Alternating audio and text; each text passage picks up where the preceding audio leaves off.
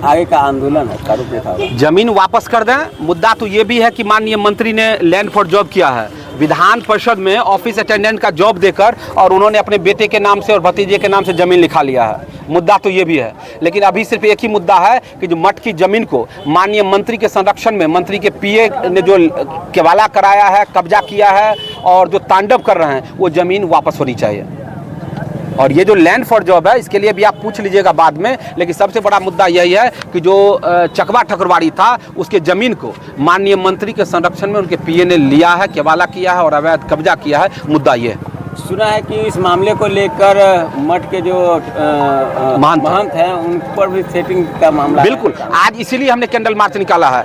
आज धार्मिक न्यास बोर्ड के एक सदस्य, आयोग के एक सदस्य और 3 टीचर ये मिलकर उनको धमकी देने के लिए गए हैं कि आप इस वापस लीजिए, इस जो आपका आवेदन है, इसको आप आवेदन वापस ले लीजिए और केस को वापस कीजिए, और नहीं तो ठीक नहीं होगा। मैं पूछना चाहता हूं कि न्यास चुनाव आयोग से पूछना चाहता हूं, और कल हम लिखित चुनाव आयोग को देने के लिए जा रहे हैं कि आखिर न्यास बोर्ड के सदस्य चुनाव को कैसे प्रभावित कर सकते हैं, लोगों को कैसे धमका सकते हैं। एक सरकारी शिक्षक जो शिक्षक के पद पर है, वो किस तरीके से आचार संहिता लगाए हुए में किसी को धमकी देने के लिए जा सकता है। एक आयोग के सदस्य जो निरपेक्ष होना चाहिए, जो निष्पक्ष होना चाहिए, वो किस तरह से आके किसी मंत्री को धमकी दे सकता है और स्टेटमेंट वापस लेने के लिए दबाव बना सकता है। और मैं आपके साथ में ये भी कह देता हूँ, अगर मुझे या महंत जी को कुछ भी होता है या जान माल के पारिवारिक रूप से किसी को भी हानि होती है, तो इसके लिए 3 व्यक्ति जिम्मेदार होगा। विजय कुमार चौधरी, उनके आप सचिव रजनीकांत चौधरी और उनके बेटे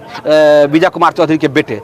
एक्ट कोई भी करेगा, लेकिन यही 3 व्यक्ति होगा जिसकी वजह से होगा। इसकी पूर्णतः जिम्मेदारी उन्हीं 3 व्यक्ति की होगी। जब आचार संहिता लगा हुआ है, इसमें जब वो न्यास बोर्ड के मेंबर को भेज सकते हैं, आयोग के मेंबर को भेज सकते हैं, शिक्षक को भेज के धमका सकते हैं, तो आप समझ सकते हैं कि वो किस तरह से तानाशाही प्रवृत्ति के व्यक्ति हैं और वो क्या कर सकते हैं। क्या लग रहा है कि आपको और महंत जी को जान का भी खतरा? बिल्कुल, और अभी ही नहीं, बाद में भी खतरा है। और इस बात को मैं ऑन रिकॉर्ड आप लोगों को कह देता हूँ कि इस बात, और कल हम लिखित में चुनाव आयोग को ये देने के लिए जा रहे हैं। तो इसको लेकर चुनाव में कितना असर पड़ेगा? ये आप लोग वैल्यूएट कीजिए।